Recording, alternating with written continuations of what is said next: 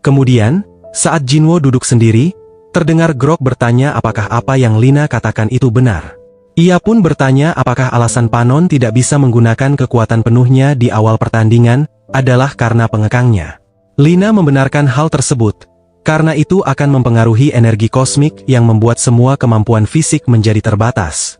Mendengar itu, Grok bertanya pada Lina, mengapa Panon menyembunyikan hal itu dari mereka, dan Lina menjelaskan bahwa Panon tidak menyembunyikannya, melainkan dia sendiri tidak mengetahuinya. Terlebih lagi, ini bukanlah informasi yang mudah untuk diperoleh. Grok yang masih penasaran pun kembali bertanya, apakah itu berarti Jinwo berada dalam kondisi yang sama dengan Panon, dan Lina membenarkan hal tersebut. Akan tetapi, Lina mengatakan jika untungnya mereka menemukan cara untuk mengurangi dampaknya. Setelah berkata demikian, Lina pun berjalan pergi sembari menyuruh Grok untuk memberitahu Panon tentang masalah tersebut. Namun Grok tampak kesal, karena dirinya tidak percaya harus menerima bantuan seperti ini. Ia kemudian menyuruh Lina untuk menunggu, dan mengatakan bahwa dirinya akan membagikan beberapa informasi padanya juga, yang itu membuat Lina bertanya tentang informasi itu. Dengan wajah serius, Grok berkata jika informasi ini sesuatu yang mungkin tidak bisa didapatkan oleh orang-orang seperti Lina, sesuatu yang tidak bisa didapatkan oleh kaumnya tentang final penyisihan dan apa yang akan mereka hadapi nanti. Mendengar itu Lina pun menjadi penasaran, informasi apa yang dia maksud tentang final penyisihan. Jadi Grok memberitahunya bahwa Lina pasti tahu jika pertandingan kelima adalah babak kualifikasi terakhir. Namun, Grok memberitahunya bahwa informasi yang ingin dirinya bicarakan adalah tentang perubahan format pertandingan di babak kualifikasi terakhir yang telah berubah sekarang. Lina pun bertanya apa maksudnya, karena kelompoknya belum mengetahui tentang informasi tersebut. Grok sadar tentang itu, lalu mengatakan bahwa informasi ini akan diumumkan setelah semua pertandingan keempat selesai, membuat Lina bertanya mengapa dia bisa mengetahui informasi tersebut. Grok lalu menjelaskan jika di antara 3 peradaban yang lolos, sepertinya ada orang yang sudah mendapatkan informasi ini terlebih dahulu, kemudian mereka mendekati bangsa Piglo dan memberitahukan informasi tersebut kepadanya. Lina pun merasa penasaran setelah mendengar itu, dan bertanya mengapa mereka mendekati bangsa Piglo terlebih dahulu. Grok kemudian memberitahunya bahwa mereka sedang mengumpulkan sekutu. Grok lanjut menjelaskan jika peradabannya menolak tawaran mereka, jadi dirinya tidak mendapatkan detail pasti tentang peraturannya. Tetapi kemungkinan besar itu tidak akan menjadi pertandingan 1 lawan 1 seperti yang mereka ketahui saat ini. Grok kemudian berbalik, lalu berkata bahwa hutangnya sudah lunas, jadi dirinya akan pergi terlebih dahulu. Setelah Grok pergi, Lina tampak agak gugup tentang format pertandingan yang berubah. Kemudian, terdengar bahwa pertandingan akhirnya berakhir dengan pertarungan sengit. Dengan ini, grup 22, peradaban Serpent akan maju ke final penyisihan. Mendengar itu, Jinwo bertanya kepada Lina apakah rata-rata yang lolos kualifikasi adalah peradaban seperti itu, namun Lina tidak menjawab itu, karena ia masih memikirkan perkataan Grok dan bertanya-tanya mengapa belum ada yang mendatangi mereka. Melihat Lina hanya diam, Jinwo bertanya kepada Lina apakah dia tidak mendengar omongannya. Namun Lina masih termenung dan berpikir bahwa meskipun peradabannya, atau bumi, tidak mendapatkan penilaian yang baik, penampilan Jinwo seharusnya tidak kalah dengan peradaban Piglo. Setelah berpikir demikian, Lina langsung meminta Jinwo untuk mengikutinya, karena ada sesuatu yang perlu dirinya periksa, tetapi Jinwo balik bertanya mengapa Lina mengabaikannya. Beberapa saat kemudian, mereka terlihat sedang berjalan di jalan G Zona 3. Di sana, Jinwo bertanya apakah dia keluar ke jalan untuk memancing mereka keluar. Lina pun membenarkan hal itu, karena akan lebih mudah bagi mereka untuk mendekati di sini daripada di dalam arena. Lina kemudian mengungkapkan bahwa dirinya tidak suka jika harus bekerja sama dengan alien, tetapi jika aturan akan berubah, mereka perlu bekerja sama dengan para pemain terkuat dan meningkatkan peluang mereka untuk menang. Lina lalu memberitahu Jinwo bahwa mereka yang sudah tahu aturannya kemungkinan besar adalah yang kuat, dan Jinwo bertanya apakah itu berarti orang-orang yang mendekati mereka adalah yang kuat. Jinwo merasa senang jika itu benar, karena ia kebetulan juga mulai penasaran dengan mereka yang lolos. 3 hari kemudian di Jalan Z, Zona 3. Di sana, terlihat Jinwo dan Lina sedang duduk, dan Jinwo bertanya kepada Lina tentang kapan para petarung kuat itu akan muncul. Lina pun juga merasa heran, dan berkata bahwa mereka telah datang sampai pinggiran kota yang sepi, tetapi kenapa tidak ada satupun yang mendatanginya. Namun tiba-tiba Auran menyela, mengatakan bahwa itu sudah jelas. Lina pun terkejut dan segera berdiri, lalu bertanya mengapa dia ada di sini. Namun Auran kembali mengingatkan bahwa dirinya tertarik dengan Jinwo. Auran lalu berkata bahwa sepertinya mereka sedang mencari seseorang untuk diajak kerja sama untuk pertandingan final. Tapi sayang, tidak peduli berapa lama Lina menunggu, tidak ada yang akan mendekati mereka. Mendengar itu Lina bertanya mengapa, mengatakan bahkan peradaban Piglo sudah ada yang mendekati. Auran lalu menjelaskan, jika itu bukan masalah kemampuannya. Ia kemudian berkata jika semua orang di zona 3 sekarang tahu tentang kemampuan penyerapan Jinwo, dan bertanya kepada Lina apakah mereka mau mengambil resiko kemampuan mereka diserap. Menurut Auran, kalau itu dirinya mungkin akan bersedia bekerja sama, asalkan dengan syarat Lina mau berbagi informasi tentang Jinwo. Bagaimanapun, dirinya juga seorang peserta yang mewakili peradaban Inforia. Melihat dari reaksinya, Lina menduga bahwa sudah pasti pertandingan final akan menjadi pertandingan tim, tetapi dirinya merasa tidak nyaman dengan Auran. Saat Lina sedang memikirkan itu, tiba-tiba Jinwo tertawa, bertanya apakah Auran adalah satu-satunya petarung berguna yang berhasil lolos. Auran juga tertawa, mengatakan jika melihat siapa yang tersisa, dirinya seharusnya menjadi salah satu yang terkuat, karena peradaban Inforia berada di peringkat 925. Mendengar itu, Jinwo mengatakan bahwa Auran tampak cukup percaya diri, bertanya-tanya apakah dia menyembunyikan kemampuannya.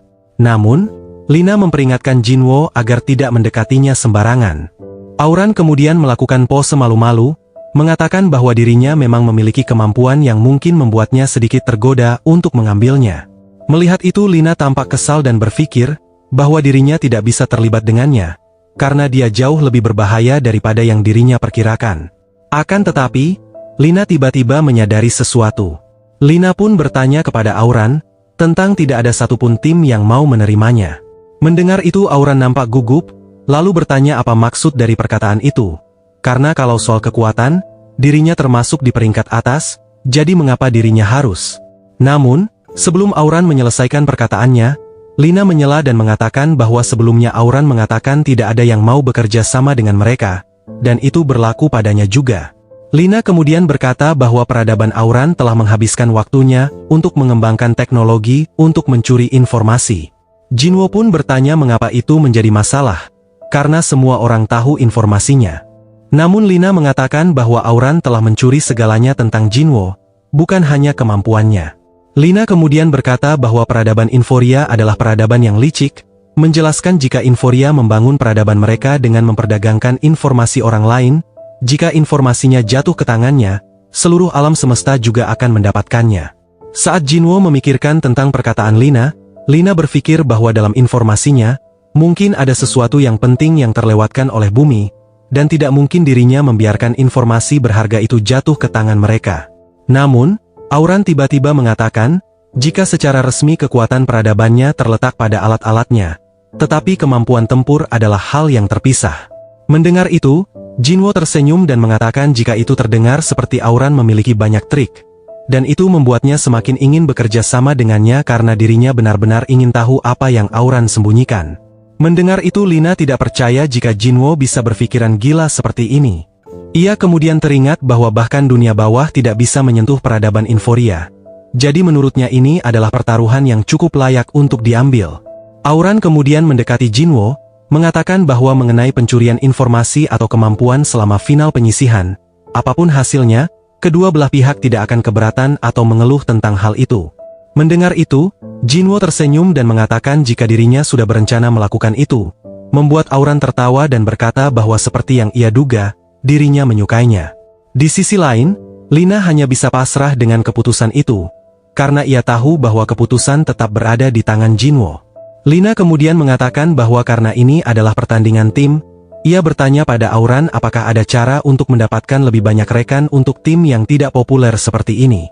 Mendengar itu Auran terkejut dan bertanya apa maksudnya dengan pertandingan tim, lalu mengatakan jika tidak mungkin Lina datang ke sini tanpa mengetahui detail lengkapnya.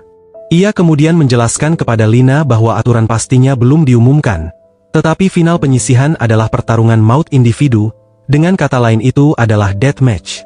Mendengar itu Lina segera menyadari bahwa tujuan pembentukan tim ini bukan untuk meraih kemenangan, melainkan bagaimana untuk bertahan hidup. Di waktu yang sama, Auran tiba-tiba merasakan sesuatu dan menyebut mereka orang-orang bodoh. Ia kemudian menyuruh Jinwo dan Lina untuk segera kembali ke arena, namun meminta mereka untuk tidak menoleh ke belakang. Lina pun bingung dengan sikap itu, lalu kembali bertanya apakah selain deathmatch, masih ada yang lain. Sembari mendorong mereka untuk pergi, Auran menjawab bahwa sebenarnya deathmatch itu sudah bisa dibilang telah dimulai, yang itu membuat Lina semakin bingung. Di waktu yang sama, terlihat sosok misterius yang sedang mengawasi Lina dan yang lain dari balik dinding. Setelah mereka pergi, sosok misterius tersebut bergumam bahwa laba-laba sialan itu selalu menangkap sesuatu dengan cepat. Namun dia tidak mau memikirkan hal itu, karena menurutnya masih ada banyak waktu untuk itu. Beberapa waktu kemudian, di ruang tunggu tim bumi, Aif bertanya untuk apa Lina memanggilnya ke sini, dan mengapa mereka perlu mengadakan pertemuan ini. Dengan wajah serius, Lina mengatakan jika mulai sekarang, mereka tidak boleh keluar dari gedung stadion ini. Kembali ke 2 jam yang lalu, sebelum Lina dan yang lain meninggalkan gang. Waktu itu, Auran mengatakan jika saat ini ada seorang pembunuh psikopat di tengah tim penyisihan zona 3, lalu memberitahu Lina jika dia saat ini sedang menghabisi mereka yang berhasil lolos ke final penyisihan satu persatu. Mendengar itu Lina pun bertanya, apakah maksudnya di luar stadion? Auran lalu berkata bahwa bagi mereka, pertarungan di luar stadion jauh lebih menguntungkan. Lina lalu bertanya, jika bukankah semua orang diwajibkan memakai pengekang saat di luar stadion? Auran pun menjawab, bahwa seperti yang sudah dia ketahui, mereka masih bisa memanifestasikan sifat biologis bawaan mereka meski dengan pengekang. Auran lalu menjelaskan bahwa kemampuan unik spesies mereka adalah hipnosis. Mereka menggunakan itu untuk memikat mangsa ke sarang mereka dan memburunya, dan begitulah cara si psikopat dari zona 3 itu beroperasi. Akibatnya, selain dari pertandingan pertama, dia maju melalui setiap ronde secara default, lebih tepatnya tanpa bertarung. Tempat seaman stadion relatif lebih aman, tetapi mereka tidak akan berhenti sampai berhasil. Karena itu Auran menyuruh Lina untuk tidak boleh lengah dan dia juga harus mengawasi sesama rekan satu rasnya dengan baik. Kembali ke masa sekarang, Aif bertanya apakah itu berarti mereka bisa menjadi sandera. Lina pun menjawab bahwa ada kemungkinan hal itu akan terjadi, oleh karena itu, ia meminta agar semua orang yang berada di luar untuk kembali secepat mungkin. Saat Lina sedang mengatakan itu, tiba-tiba Mark memanggil Lina dan mengatakan bahwa ada sedikit masalah. Ia menjelaskan jika dirinya belum bisa menghubungi Direktur Marshall Steel sejak pagi ini, lalu bertanya apakah itu bisa terkait dengan apa yang baru saja mereka diskusikan. Mark juga berkata jika Direktur Marshall menyebutkan bahwa dirinya punya urusan di luar arena, lalu bertanya jika tidak mungkin itu terjadi. Sementara itu di tempat lain, terlihat Direktur Marshall sedang dimangsa oleh seorang perempuan dari peradaban kaum hipnosis itu. Lina kemudian mengatakan kepada Aif bahwa mereka harus segera melaporkan ini ke asosiasi. Namun Auran mengatakan jika itu tidak ada gunanya, menjelaskan bahwa mereka tidak meninggalkan jejak apapun, karena mereka adalah spesialis terbaik di bidang ini di seluruh penjuru ruang angkasa. Terlebih lagi, asosiasi bukanlah organisasi amal yang bisa mereka andalkan. Laporan orang hilang, pencarian, dan sebagainya tidak ada gunanya jika tidak ada bukti. Dan ini hanyalah takdir peradabannya, sama seperti semua lawannya sebelumnya. Auran kemudian bertanya, bagaimana peradabannya akan merespons ini sekarang? Dan jawabannya sederhana, yaitu mereka harus meninggalkan Marshall Steel, yang ia sebut sebagai si idiot. Auran kemudian berpendapat bahwa membuang satu orang bodoh demi sebuah peradaban, bukanlah sebuah pilihan yang bodoh. Jadi, mereka hanya perlu menunggu hingga babak final dimulai. Mendengar itu Marcel marah, lalu mengatakan bahwa dia yang akan. Namun sebelum sempat ia menyelesaikan kalimatnya, Jinwo terlebih dahulu mengatakan bahwa dirinya lah yang akan menyelamatkan orang bodoh itu. Jinwo pun beralasan jika dirinya sudah ingin bertemu dengannya sejak dirinya mendengarnya. Jadi, tidak ada alasan bagi dirinya untuk menolak saat mereka ingin menemuinya terlebih dahulu. Mendengar itu, Auran bertanya apakah Jinwo tidak mendengarkan penjelasannya, karena bertarung dengan mereka berarti Jinwo harus mengenakan pengekang kekuatannya. Auran lalu lanjut bertanya, apakah Jinwo sudah menemukan cara untuk bertarung tanpa menggunakan kekuatan kosmonya. Namun, Jinwo hanya menjawab singkat, bahwa dirinya pergi justru untuk memastikan hal itu. Auran tidak mengerti pemikiran Jinwo itu, karena bahkan jika dia memang menemukan cara untuk melawannya, begitu Jinwo sudah terkena hipnosis dan terbawa pergi, maka semua sudah tidak ada gunanya. Mendengar itu Jinwo pun tersenyum, dan sembari memegang kepala Marcel, Ia berkata jika dirinya sudah memikirkan cara untuk itu, karena asalkan yang terbawa ke sarang mereka bukanlah dirinya, semua akan baik-baik saja. Beberapa saat kemudian, di jalan F Zona 3, terlihat Jinwo sedang berjalan mengikuti seekor ular yang sedang menuju ke arah sosok misterius. Kemudian, sosok itu meminta ular besar di sampingnya untuk membuka mulutnya. Akhirnya, Jinwo pun masuk ke dalam mulut ular besar tersebut, dan sosok misterius itu mengatakan bahwa ekspektasinya terlalu tinggi untuk mangsa kali ini. Sosok misterius itu kemudian bergumam, bahwa seperti yang dirinya duga, tanpa kekuatan kosmo, pada akhirnya itu tidak berarti banyak, karena Jinwo hanyalah manusia dari peradaban rendah yang biasa saja. Tiba-tiba, Jinwo tersenyum sembari mengeluarkan pedang baja abadinya, lalu bertanya tentang maksud dari kata rendahan yang dia ucapkan. Jinwo lalu menegaskan bahwa dirinya tidak sama seperti makhluk-makhluk itu, dan dengan cepat menebas tubuh ular tersebut. Melihat ada dua Jinwo, sosok misterius itu pun terkejut dan bertanya, mengapa ada dua perwakilan dari bumi? Saat sosok misterius itu mulai sadar, Jinwo tersenyum dan berkata bahwa dirinya tidak percaya dia dengan mudah masuk ke dalam perangkapnya. Dan terlihat yang terhipnotis tadi tidak lain adalah Marcel.